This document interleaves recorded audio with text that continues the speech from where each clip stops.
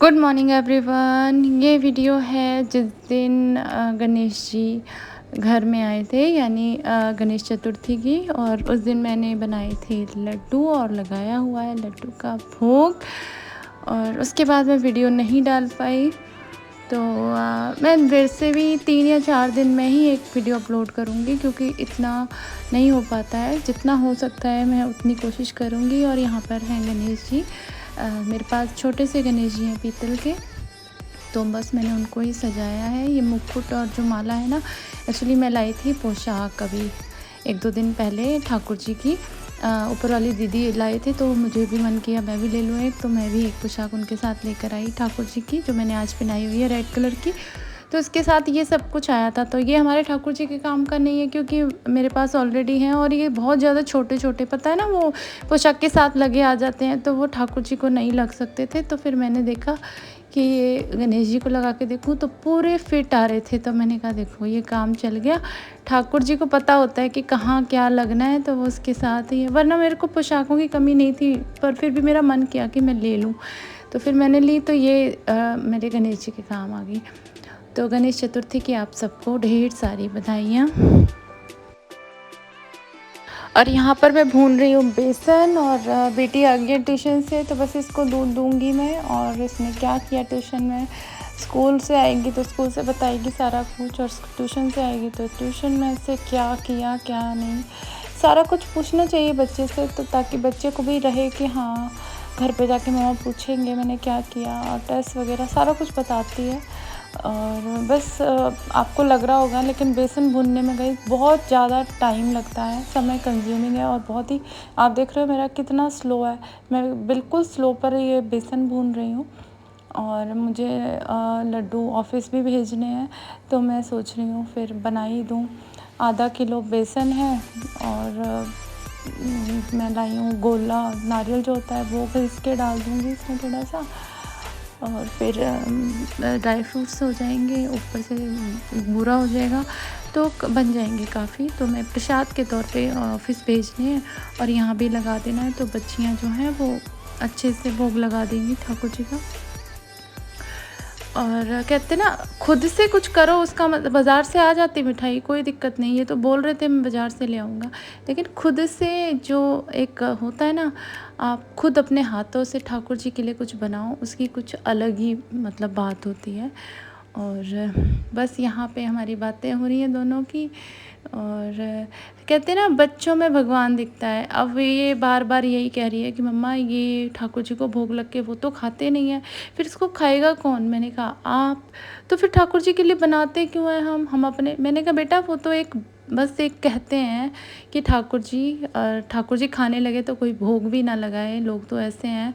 तो लेकिन हम लोग भी खुद, सब लोग ऐसे हैं कि जब तक ठाकुर जी नहीं दिख रहे हैं ना, तब तक लोग करते हैं। बाकी सबको पता ही है सबके नेचर का।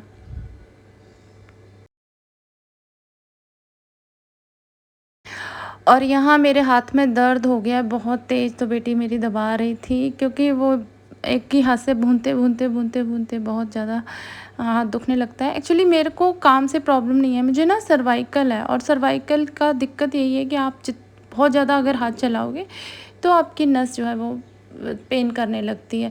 तो कुछ नहीं, वैसे तो मैं बिल्कुल प्रॉपर ठीक हूँ, मुझे कोई भी प्रॉब्लम नहीं है कैसी भी। बस एक सर्वाइकल है, जिसके लिए भी मैं पूरी अपनी मेहनत कर रही हूँ। और मैं इसको अपनी मेहनत से और अपने सेल्फ़ कॉन्फिडेंस से, और मैं अपनी मतलब मैं कुछ योगा कुछ करती रहती हूँ, जिससे मैं अपनी सर्वाइकल को भी ठीक कर लूँगी।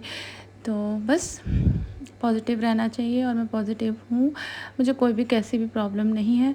तो जिसकी वजह से मैं बहुत खुश रहती हूँ इस चीज़ में कि ठाकुर जी ने इतनी अच्छी मतलब शारीरिक शक्ति दी है, उसके लिए धन्यवाद। कहते हैं ना, ग्रैटिट्यूड फ़ील करो, फिर देखो आपकी लाइफ में कैसे मिरेकल्स होते हैं। तो अगर जो नहीं करते हैं ना, वो भी सुबह उठकर ग्रैटिट्यूड फ़ील करा करें अपनी बॉडी को लेकर। हमारे पास हाथ हैं, कई ऐसे लोग हैं जिनके पास हाथ ही नहीं है। हमारे पास बॉडी का वो पार्ट है जिससे हम पूरी दुनिया घूमते हैं, चलते हैं, फिरते हैं, पैर। और कितने ऐसे लोग हैं जो सच में ज़िंदगी में बिना पैर के हैं। तो इस चीज़ को लेकर जो हमारा बॉडी है ना, वही हमारे करोड़ों की संपत्ति है, और ये इस चीज़ को ध्यान में हमेशा रखना चाहिए। पैसे कभी भी कहीं नहीं लेके जा सकता इंसान, लेकिन अपने शरीर से हर जगह जा सकता है। तो बस उस शरीर का ध्यान रखें, किसी का बुरा ना करें, किसी के लिए गंदा ना सोचें। बस यही मेरी पहली और आखिरी हमेशा इच्छा रहती है। और बस मुझे ये गणेश चतुर्थी में मेरी एक फ्रेंड ने गणेशा रखे हुए हैं, तो हमें उनके भी जाना है। तो आज मैं पहले अपने ठाकुर जी के लिए बना दूँ, और मिलते हैं आपसे थोड़ी देर में।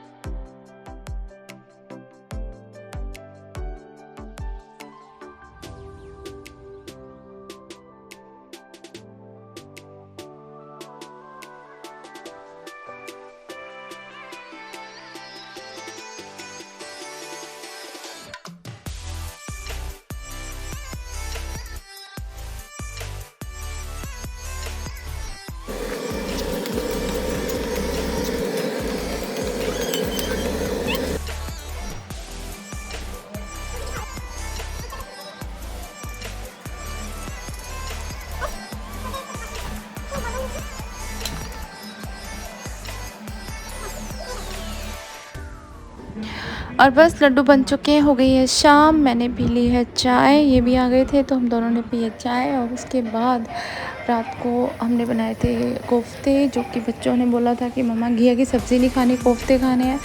मैं तीनों टाइम का मेरा बहुत ज़्यादा बंधन होता है, क्योंकि मुझे बिल्कुल ही ताज़ा सब्ज़ी बनानी पड़ती है। थोड़ी सी सुबह बच्चों के लिए बनाती हूँ, फिर दोपहर में ऑफिस के लिए बनती है, फिर शाम को तो बस अब कोफ्ते बना देती हूँ। और मुझे ऐसे लगता है कि बासी खाना कभी भी नहीं खिलाना चाहिए और ना ही खाना चाहिए, उसमें बैक्टीरिया हो जाता है, जिसकी वजह से प्रॉब्लम्स क्रिएट होती हैं ह्यूमन बॉडी में। और देखो, टाइम की बात है, पुराने लोग बासी रोटी खा के भी खुश रहते थे और बिल्कुल स्वस्थ रहते थे। आज ना वो आटा है और ना वो सब्ज़ी है, तो कोशिश करें जितना हो सके अपने परिवार के लिए शुद्ध और सात्विक खाना घर पर ही बनाएं, और बाहर जितना हो सके अवॉइड करें।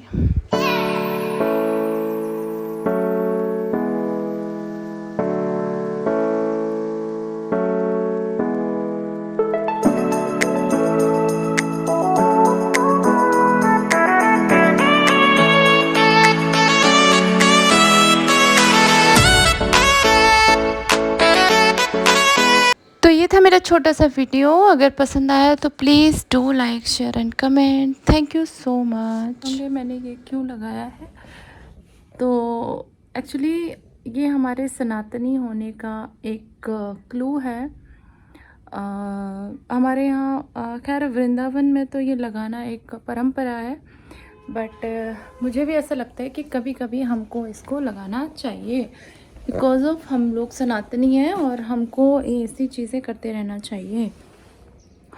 और बाकी मेरे डार्क सर्कल पे आप मत जाइएगा गाइस, क्योंकि जो मेरे डार्क सर्कल है ना, वो मेरे बचपन से कह लो, या कह लो कि मतलब शुरू से ही हैं। और वैसे भी चेहरे पर ना जाकर लोगों के शख्सियत पर जाइए, आप कैसे हो, आपका क्या है, ज़िंदगी को किस तरह से आप देखते हो, उन सबको लेकर चलना चाहिए। मेरा ऐसा मानना है कि हमें ज़िंदगी में अपने कामों से अपनी लोगों के दिलों में जगह बनानी चाहिए, ना कि सूरत से। सूरत, शक्ल, सब कुछ दिन बाद सबकी ढल जाती है। मैं कल ही परसों एक बहुत बड़ी महारानी थी जयपुर की, उनकी पिक्चर देख रही थी और वो 97 साल की थी। वो ठीक से बोल भी नहीं पा रही थी। तो मैंने ये फ़ील किया एक टाइम होगा, मतलब एक पर्टिकुलर टाइम होगा जब उनका एक रुतबा होगा, रौब होगा, उनकी खुद की एक पहचान आज भी है तब भी होगी। लेकिन कहते हैं ना कि इंसान को टाइम नहीं भूलना चाहिए। उस वक्त उनका टाइम था तो उन्होंने अपना टाइम जैसे उनका मन किया वैसे उसको स्पेंड किया। लेकिन आज जो उनका टाइम है वो उसको भी ज़िंदा दिली से स्पेंड कर रही हैं। ये एक बड़ी बात है और ये होना भी चाहिए, क्योंकि जो ओल्डनेस, बुढ़ापा है ना, वो सबके जीवन का हिस्सा है, मेरे आपके सबके जीवन का। तो हमें ना हमेशा ध्यान में रखना चाहिए कि हमारा वो टाइम आएगा और हमें डरना नहीं है। और मैं कर्मास पे बहुत ज़्यादा बिलीव करती हूँ। मुझे ऐसा लगता है कि आपके कर्मास आपको आपकी लाइफ में बहुत बड़ा रोल प्ले करने को कहते हैं। हमें हमेशा अपने कर्मास पर गौर करना चाहिए, इन द सेंस कि हमें कभी भी किसी के लिए भी दिल में बैर रख के ऊपर से अच्छा बनना नहीं चाहिए। हमारे को, अगर मैं ये नहीं कहती कि आप अंदर से अच्छे बनो और बाहर से भी अच्छे बनो, नहीं, क्योंकि ऐसा हो ही नहीं सकता प्रैक्टिकल लाइफ में। क्योंकि लोग आपको बहुत तरह की बातें, बहुत तरह से आपको ट्रोल करते हैं, तो आप हमेशा अच्छे नहीं दिख सकते सबके लिए, चाह के भी। क्योंकि ह्यूमन नेचर है, अगर कोई आपको गलत कह रहा है तो आप मुंह पे ना बोलें, लेकिन अंदर आपके ज़रूर होता है कि आप कुछ ना कुछ उसके बारे में भी गलत सोचें। बट बस यहीं पे हमारे कर्मास जो हैं वो ख़राब हो जाते हैं। हमने किसी के बारे में गलत सोचना भी नहीं है। ये एक थॉट पैदा कीजिए अपने अंदर, क्योंकि मैं कुछ चीज़ें पढ़ रही हूँ जिनसे मुझे ये नॉलेज मिल रही है कि मैंने जो किया अभी तक, कि बोलना नहीं लेकिन अंदर उसके प्रति गलत भावना रखना कि इसने मेरे साथ किया, भगवान इसको देखेगा, या जो भी है वो भी गलत है। मैं इस बात से गुज़री हूँ तो मुझे पता है कि ये गलत है। हमें हमेशा एक चीज़ को दिमाग में रखना है और वो है खुद के लिए माफ़ी। जब हम ये कर देंगे कि मैंने उसको माफ़ कर दिया, तो हम उसको माफ़ नहीं कर रहे हैं। हम तो होते ही नहीं है कुछ किसी को माफ़ करने वाले, हम खुद को माफ़ कर रहे हैं एक्चुअल में। क्योंकि जब हम ये शब्द यूज़ कर लेते हैं ना कि चल यार तुझे माफ़ किया, तो कहीं ना कहीं जो थॉट है, पैटर्न है ना, वो ब्रेक डाउन होने लगता है। हम जो कुछ बोल रहे होते हैं अंदर मन में, वो उस वक्त के लिए उस पर्टिकुलर टाइम के लिए वो थॉट आना बंद हो जाता है, किसी के लिए गलत सोच आना बंद हो जाती है। तो हमें बस वही करना है। हमने कभी भी, कोई हमारे साथ कुछ भी कर रहा है, इवन आपको गंदा भी बोल रहा है, तो आपने बस यही कहना है, भगवान इसको माफ़ करना, भगवान इसको माफ़ करना, या हमने इसको माफ़ कर दिया। क्योंकि उसमें भी हम अपना ही फ़ायदा करेंगे। हम क्या करेंगे, हमने जो चीज़ किसी और को नहीं बोली और रिटर्न में हमारे पास वो चीज़ अनएक्सपेक्टेड वे में आ रही है, तो हम उसको फ्लश आउट करेंगे ये कह के कि हमने तुम्हें माफ़ किया। तो जो ये वर्ड्स है ना, इनके साथ हमारे जो न्यूरॉन्स है माइंड के, वो ये कहेंगे कि अब इसके बारे में कोई बात नहीं करी, हमने उसे माफ़ कर दिया। ये होता भी है ना, जब हम किसी को, कोई हमसे सॉरी बोलता है तो हम कहते हैं चल ठीक है, कोई बात नहीं, आगे से नहीं होना चाहिए, ठीक। लेकिन हम उसे लेट देम कर देते हैं, मतलब हम उसको उस वक्त के लिए, शायद उस वक्त के लिए तो हम उसे माफ़ कर देते हैं, हम उसकी दूसरी गलती का वेट करते हैं, अगर तूने अब किया ना तो अब मैं नहीं करूँगी। लेकिन यहाँ पे हमने अपने मन को फिर से पागल बनाना है और उसको बोलना है कि अब की बार नहीं माफ़ करूँगी। और हमने हमेशा ही सॉरी फील करना है उसके लिए कि अगर ये गलती कर रहा है भगवान, तो मैं माफ़ी मांगता हूँ। और माफ़ी फील करके उस चीज़ को हमने, अपने आप को हमने अगर पीस देना है ना, तो हमें ये प्रैक्टिस में लाना होगा। और जब हम ये सब प्रैक्टिस में ले आएंगे ना, तो हमारी लाइफ स्मूथ हो जाएगी बहुत ज़्यादा। मेरी बात कुछ लोगों को समझ में नहीं आई होगी, कुछ लोगों को आई होगी। ये एक ऐसा मेरा एक ऐसे मेरे जर्नी है जिसको मैं आपको उसका थोड़ा थोड़ा सेंस दे रही हूँ। एक्चुअली कुछ बुक्स हैं जो मुझे मतलब बहुत पसंद आई हैं, जिनमें मुझे लगता है कि हमको वो बुक्स पढ़नी चाहिए, रीड करनी चाहिए। ख़ासकर हाउसवाइफ्स को, जिनको हमेशा ये टेंशन रहती है कि कैसे क्या होगा, बच्चे हैं, कैसे फाइनेंशियली हम ग्रो करें, कैसे, तो वो टेंशनें हमको छोड़ देनी है और यही सोचना है, यही समझना है कि इंसान इस दुनिया में आया है तो सब प्री प्लान्ड है और हमें सिर्फ़ और सिर्फ दूसरों को माफ़ करते जाना है। क्योंकि उससे क्या होगा, जो फालतू जो हमारा दिमाग चलता है ना, वो वहाँ पर ब्रेक लग जाएगी और हमें वही करना है।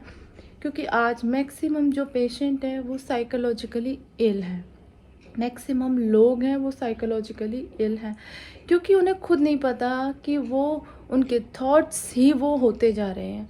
जो हमारे थॉट्स होंगे वही हम होते चले जाएंगे। तो हमें अपने थॉट्स, मैं ये नहीं कह रही, क्योंकि थॉट्स कभी भी रुक नहीं सकते, हमारे माइंड में आएंगे ही आएंगे, कभी भी हम उन पर कोई भी रोक नहीं लगा सकते हैं। एक ये माध्यम है फील का कि हम उसको माफ़ी दे देते हैं।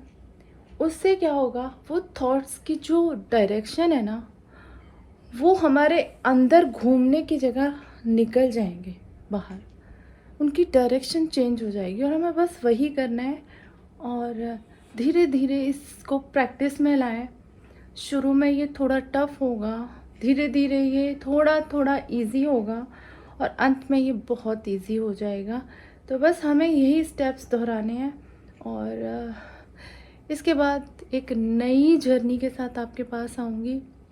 तब तक आप मेरे वीडियो को चाहो तो लाइक कर सकते हो। Bye bye.